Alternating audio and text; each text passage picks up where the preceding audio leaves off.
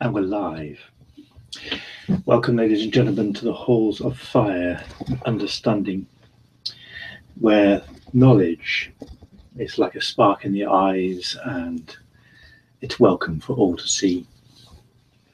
We focus our attention on the Diogenes Club. Not the illusionary version, the Diogenes Club that sits standing proud in Manhattan, but the real version, the brick and stone and mortar and glass and enchantment that sits in a realm in between. The linking of the doorway is a link between the two. And a dream has been passed and postulated to Ginger from so many miles away, of delicious ice cream and homemade fish and chips with mushy peas and all the delicious accoutrements of home. And a promise to get rid of headaches, a promise to spend time with her brother again and just talk about silly stuff, to play games and perhaps learn a few lessons. So now cast your eye upon the entranceway to Diogenes itself. Think of its large entrance with its vases and its art and its other trappings of wealth displayed. Think of its large stairway that seems to go up and around to the second and third floors. Think of the door to the right leading into the kitchens and the smells of food in between. The doors straight on that seem to lead into the other parts of the buildings itself, open courtyard. And of course the heart of Diogenes Club, the square room, the room that pulses with power, the room that contains a node upon this world. The smell of fish and chips and the taste of ice cream is on Ginger's lips as she walks through the entrance, gets buzzed by the static, and notice the distinct lack of a giant statue in the middle of the foyer.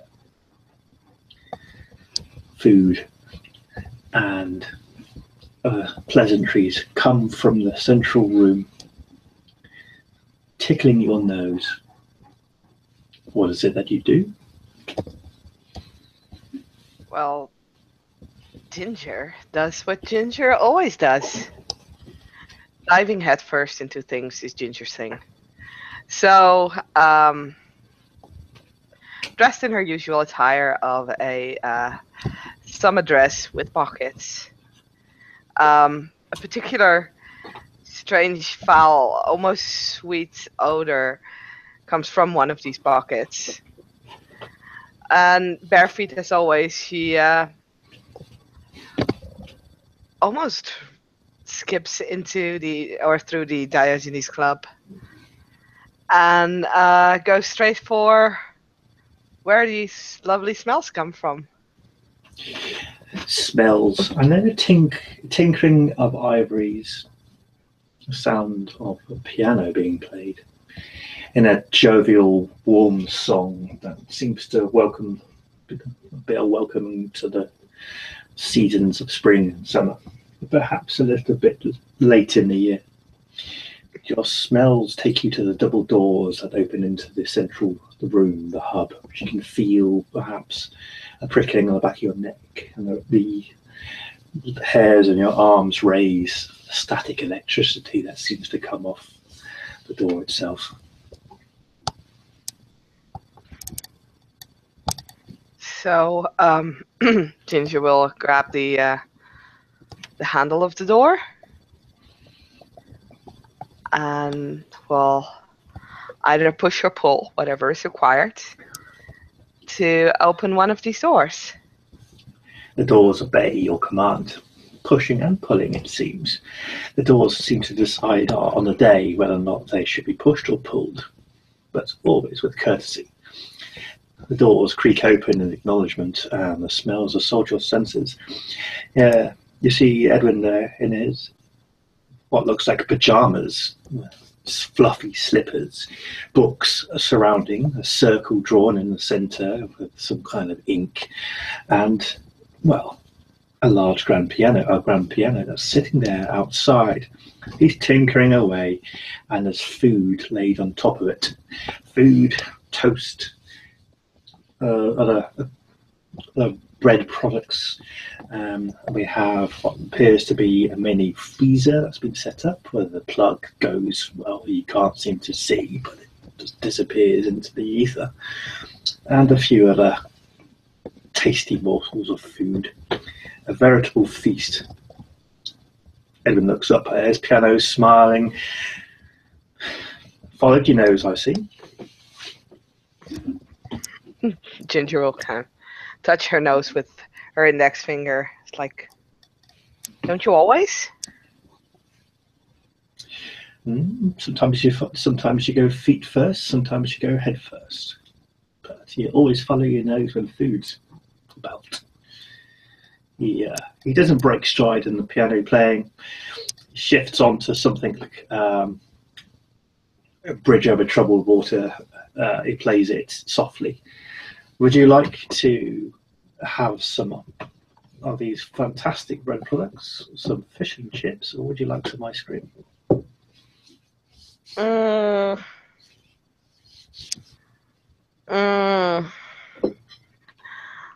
I have all?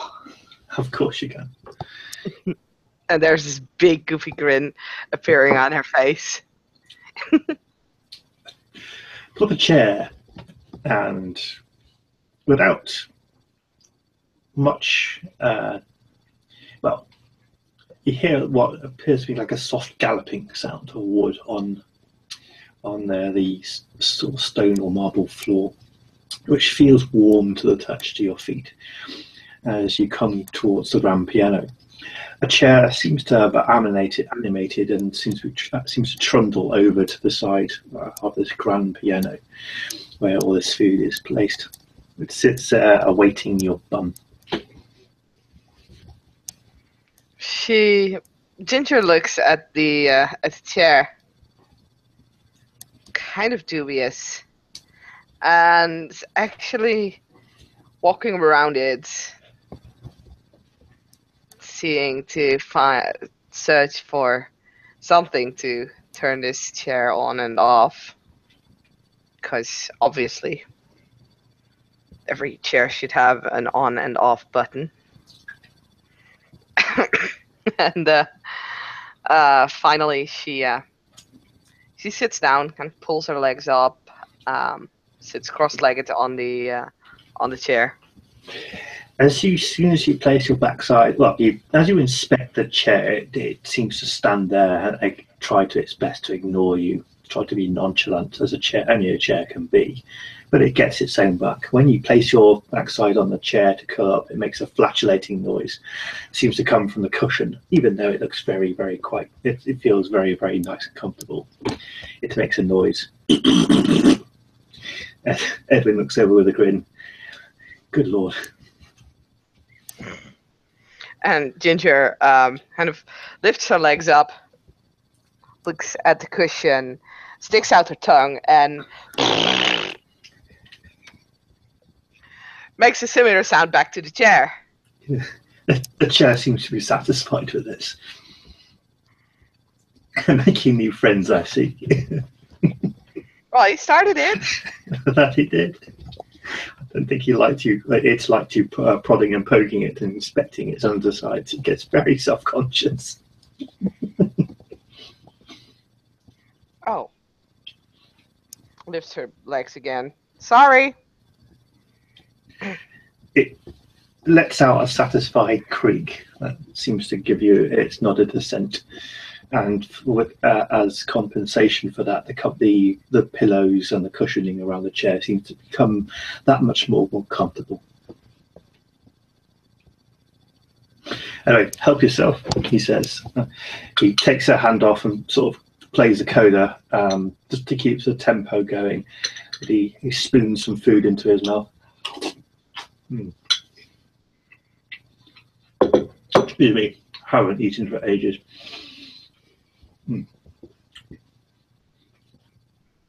That's really nice.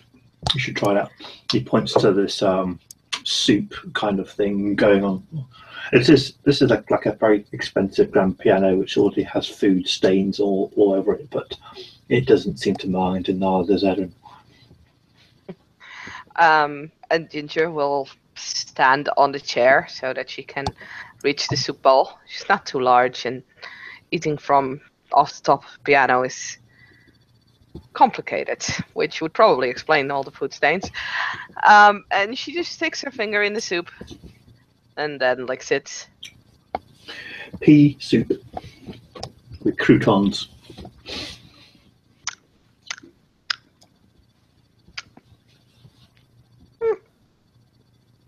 It's good.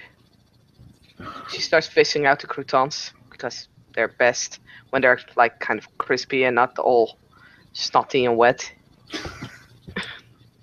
Would you like a handkerchief then? My dear? It seems to be undergoing some kind of examination of the soup. Handkerchief? Mm-hmm. I have a skirt. Don't. Yeah, but you'll ruin your clothes. She looks down at the dress. It probably has some very fresh oil stains still on it, and some old ones that couldn't get washed out. And she just looks at it, just shrugs. No, I think it's fine. He looks over, wrinkling his nose at the state of the dress. Oh dear. Okay, well, each to his own, I guess. She looks down. Yeah, it's my own dress. Naomi got a bit upset when I was borrowing one of her t-shirts. Oh dear. Did you spill food on that as well? No. Really? But I was working on the motor, and the hydraulic system wasn't completely working, so it sprayed an enormous amount of grease on it, and she was upset.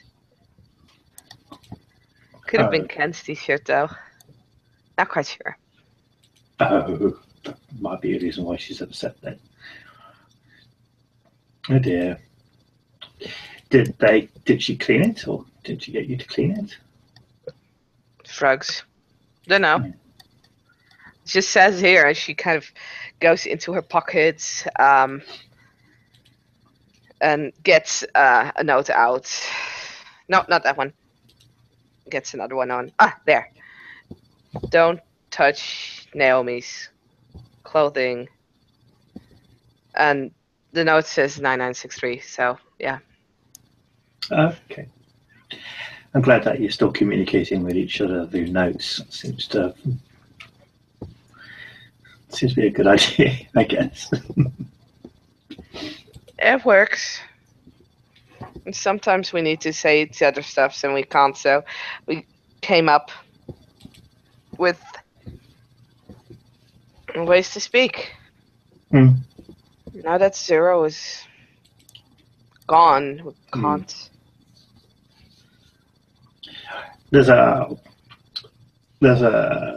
You notice with your musical ear that a note is played as a flat where it should be played as a sharp. Does that word, but everyone still seems rather cheerful. Oops. You messed up.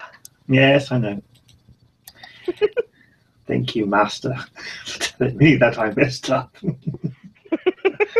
You always were better at piano than I was. Yes. You're better than everything than I was. You do realise that. Shrugs. I wasn't good at magic. Well, neither was I. But now you are. I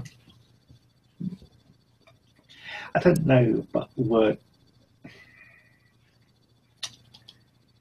good just have a lot of experience.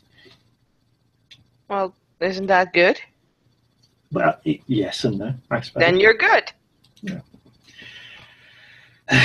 He looks over at Ginger's face. I can see that resolute statement And it's like, I know that look. I'm not going to argue with that. He nods. Yeah, okay, you're right. Yeah. Okay. How about you then? How are you at magic? I can't do magic. Uh-huh. Really? Oh, Playing music is pretty magical. now that's music. Yeah. It still changes the way people feel. It can still impact on people, just as words can. But that's because of the sound waves, silly.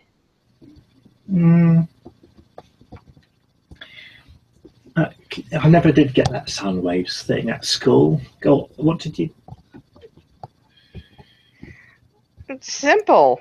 Sound waves are turned into like rain waves. And that influences your emotions. Okay. So what happens if I turn brain waves into sound waves?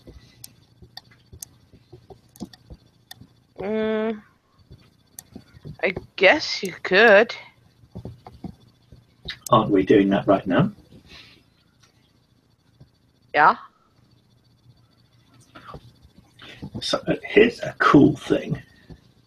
What happens if we can change brain waves into sound waves into something else?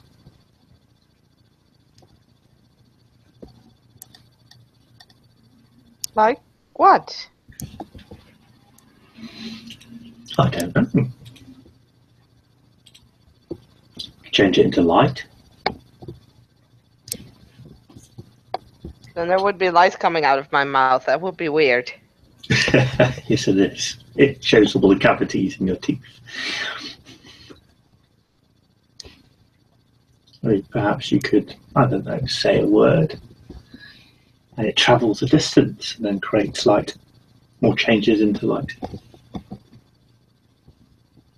What a weird thought that is.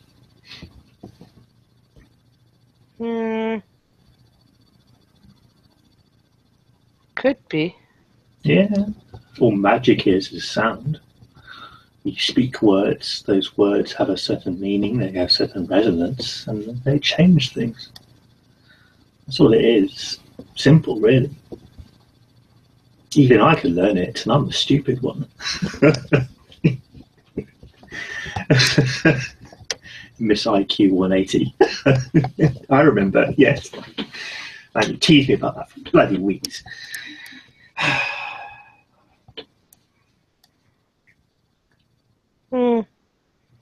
But that's...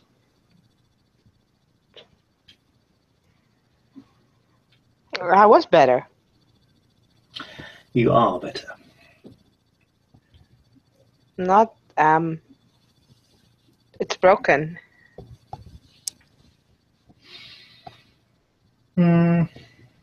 Better in some ways, then. I was broken for a time as well. Everybody is better in some ways. Mm-hmm. And everybody is probably broken.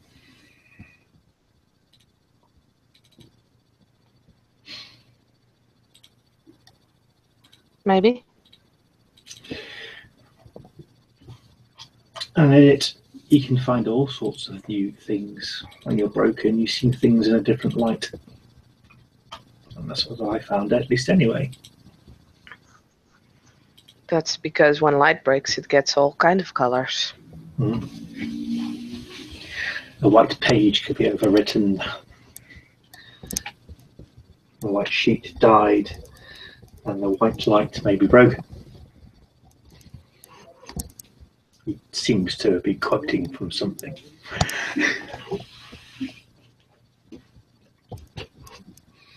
She, by now, has moved on to the fish and chips.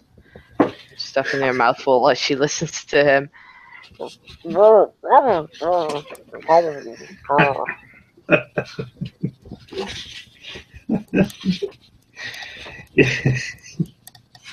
Be careful when you talk with your mouth full. Who knows what might happen and who may be listening. Well, Edmund stops playing the piano and he sits down and he also helps himself to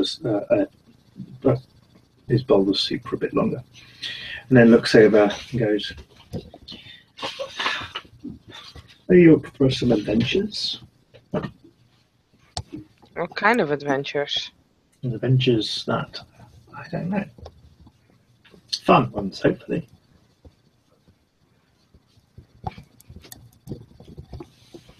Okay. Okay, so here's a question for you. He takes a book out from the pile that seems to be set aside and opens it in front of you. You can see some strange language, some blackened ink with some red illustrations.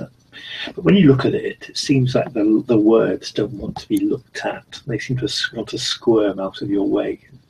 They're ever changing, ever shifting, and it can't make head or tail of them because they don't stay still.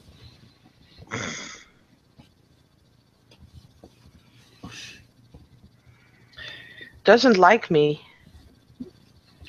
He looks down at the page. I think it's not a question of like or dislike. He can get to know you better, I'm sure. You say that, but books don't like me, maybe. If that's the case, books don't like everybody or anybody. This one does, though. If you sing to it, then it likes. How's your singing voice? Eh. It likes dancing as well. Singing and dancing at the same time is usually not a good thing. One or the other. Oh. Edwin sort of runs his finger down the spine out of the book and goes, "This one seems to like all the performing arts. So what will it be? Shall I play you some music on the piano and you take a dance for us and see if the books like you then? Or do you want to have a singing competition with it and see how it goes?" I don't care. What does the book want?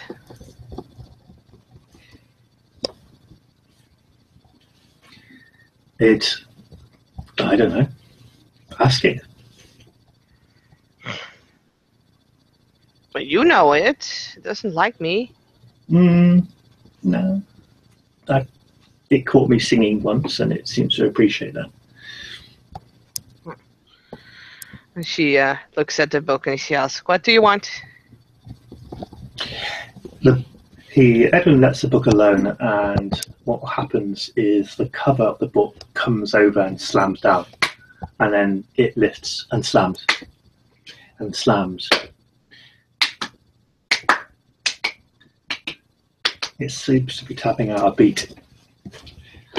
It's almost like a three-step beat, so it's a waltz.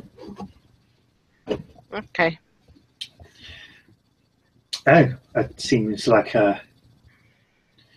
we definitely need some music for this. Edwin will take both his hands and place them upon the piano again, play a first chord and sort of treble, and then lets his fingers go, and the music starts playing.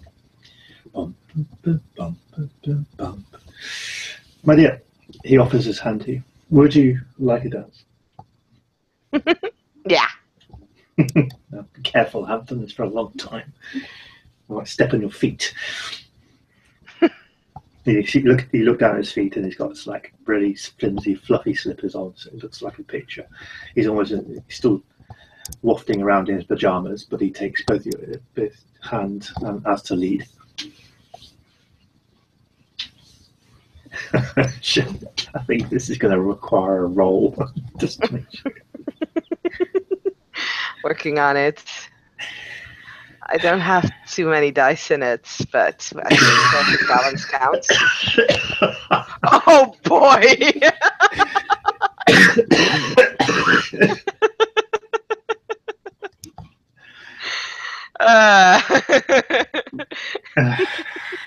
Right.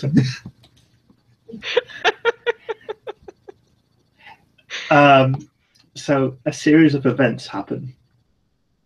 A slipper comes off as we're dancing around, and Edwin hushes, kicks it to one side, and keeps going. But he's now at an angle, and the jolting and swinging around seems to be, well, let's put it this way: it doesn't take too long before he falls over. As his pajama bottoms seem to have slipped down and gone around his ankles, tripping over, he falls headfirst into the ground with a solid thunk.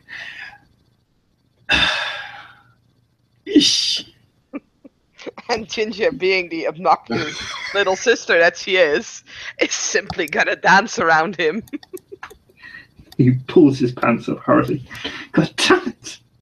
He kicks his other slipper off. Get up. There's a nasty welt on his forehead where he's taking the floor in a very, very unceremonious way. Okay. Well, jeez. He brushes himself off and he sort of redoes the elastic on his pajama bottoms again. Well, that's never going to happen again, ever. Oh, come on. Fine. Takes your hands again. Shall we? Yes. Thank God for that. Ha!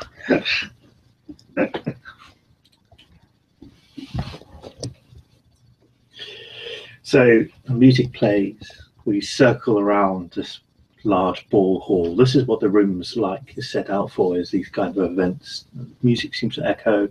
It seems to become more than just piano. It seems to include trumpets. It seems to include other strings and woodwind instruments. It seems to be like there's a horrible serenade or orchestra playing for just the two of us as we dance around this merry jig.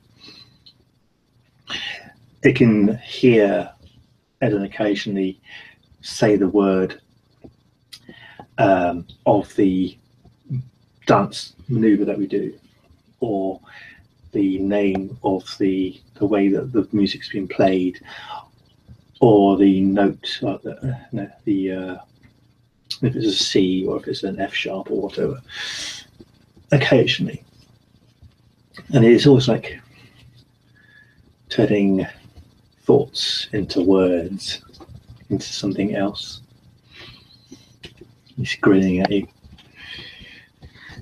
Ginger is almost seems to be completely oblivious of that. She is she's dancing, her eyes kind of half closed, and it's almost like she's floating instead of actually still touching the floor. It's like she's floating above it a little. Edwin will take the lead in that, and you can feel an airy breeze around you as we both come away from the floor.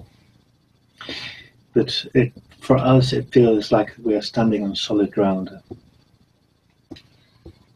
And we skirt and pirouette, and we are 3 or 4 feet off the floor. The music is all around us.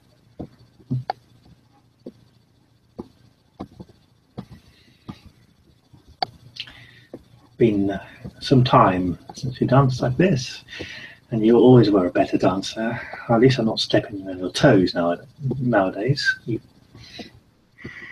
It's because you wear shoes. Yes, true.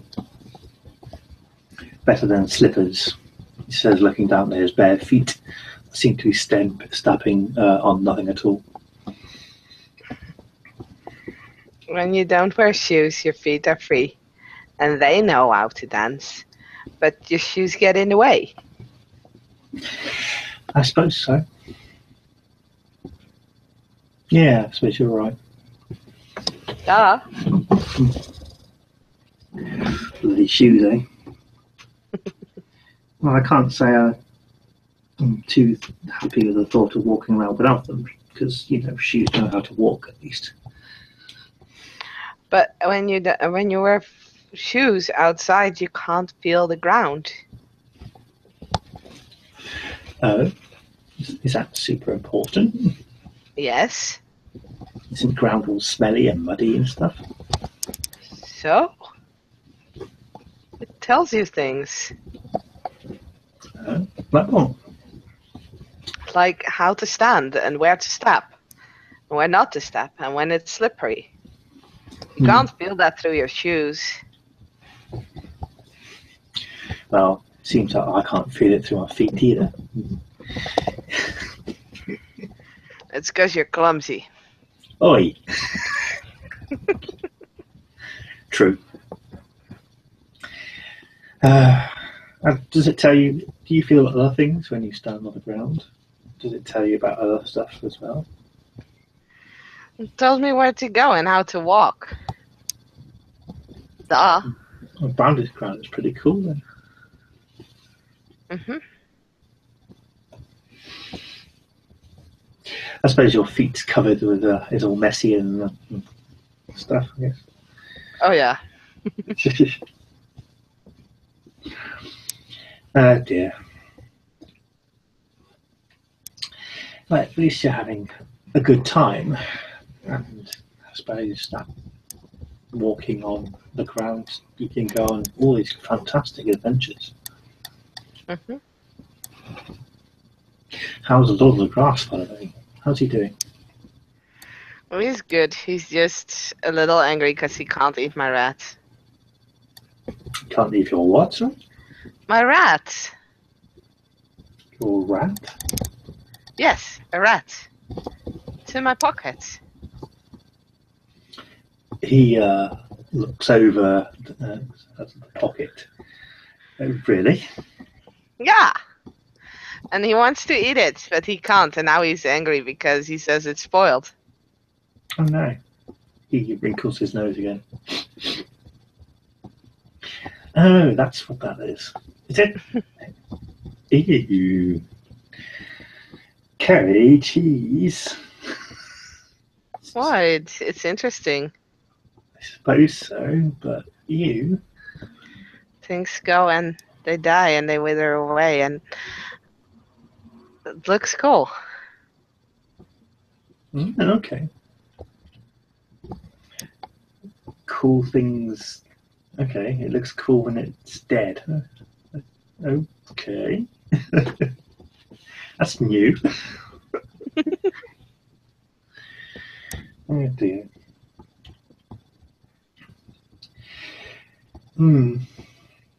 He looks at you in your half-eyed state. Shall we go and check and see if the book likes you now? Okay. You sort of break apart from the thing, but I'm still holding on to one of your hands. Let's lead you down. And then you'll finally, your feet touch the solid ground, the warm ground again. You walk over to the book, which seems to have closed it closed itself again. So, let's have a look and see if the book likes you now. He says, Edwin moves behind you as you look into the book and places his hands on your shoulders. If you open the front cover, we'll see how things go. She'll try to open it up. It opens without incident, and as you look down upon the pages, you can see the writing and the words that's as bold as brass. Feel like almost like a purring coming from the book, the desire to be read and the pages to be turned. You can see a glow from the book itself and energies, and you can almost, as you read, or as you look at the page, the words themselves, even though they look like they're in some kind of script that you're not too familiar with, it sounds as if they're wanting to be said, and you can almost hear them faintly, on the wind.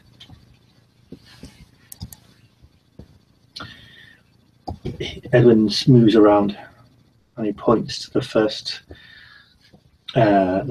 5 characters of this book.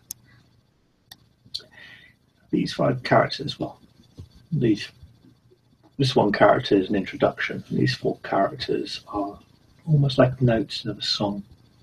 It can almost be sung. Now, if you sing this song, C, D, E, D, those notes, and I'll teach you the words later.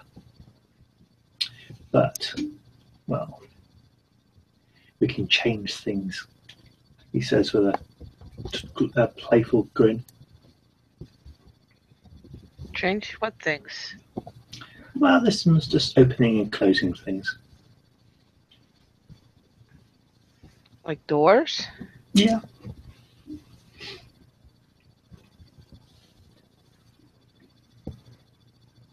Oh, okay. Yeah. Try it. Okay. Sing those 4 notes. Hum them under your breath if you want, or even think about them.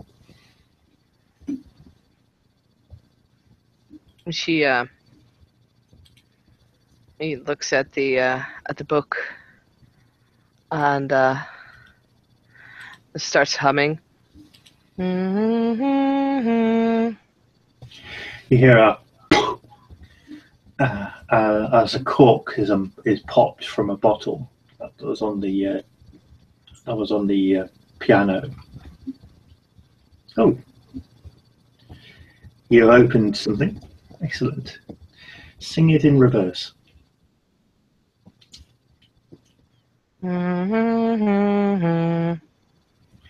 The element, the guard that will cover the keyboard comes down. Clunk. Gee, I'm glad my fingers went on that when you closed it. Yeah. I didn't do it. You told me to do it. You did it. It's not my fault. No, it's fantastic. Absolutely fantastic. Flying colours, my dear, flying colours. He says he's placing his hands on your shoulders again, sort of tapping him. It's like, do you feel anything when you hum those songs? No. Ah, okay. Interesting. He says, well, we've just done some magic, my dear. I can't do magic. You just did it.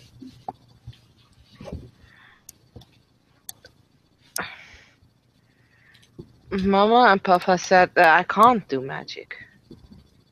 Mama and Papa are wrong about a lot of things.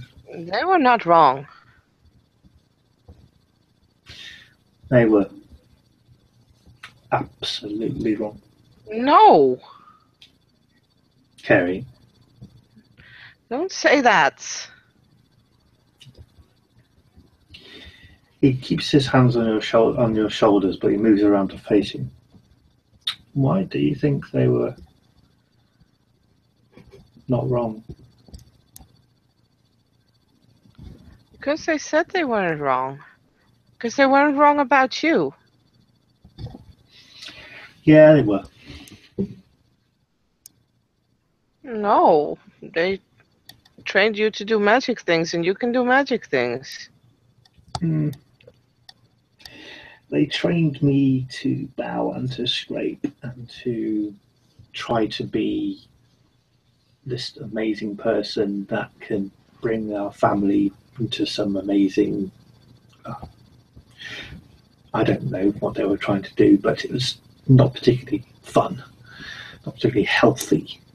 And they were right. It was my masters that helped me, not them. And they were wrong about things, eh? They can't be wrong. Why not? Because they're our parents. They can't be wrong. Why would you say that? Everyone looks down for a moment and seems to be thinking something in his mind, thinking something through in his mind. Seems to be saddened by the thoughts of it.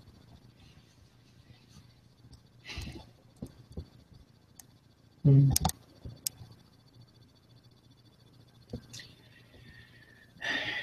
I don't know. But they're wrong about you. No, they're not. But you can do magic. I can't. Well, it wasn't me that did it. I can't.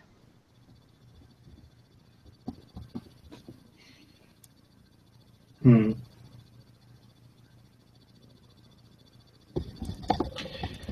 Would you like to see them again? My parents? Hmm. I don't know. I think so.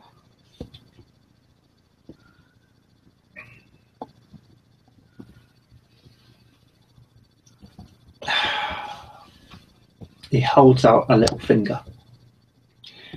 Shall we make a pinky promise? For what? If you want to have a chat with them again, I can sort something out. And the pinky promise is to do that for you. I'd like you to think about one statement. And that statement is, I can do magic. Deal?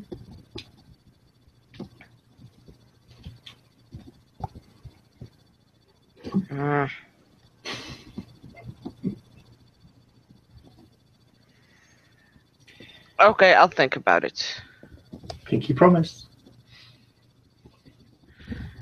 And we can meet our parents then? I see them again? Yeah. I've missed them. Yeah, me too. She will kind of latch her pink on to his. We squeeze, even though Edwin's fingers are just as delicate. You with your mechanical. Yeah. You find out how much stronger. Probably, yeah. You squeeze my little finger with yours, and I'm like, ow. Okay, you're stronger. Okay. He says, look at his finger. Right. Shall we finish off some food and play some more music? Yeah. Yes. And I think we shall play the curtain on this.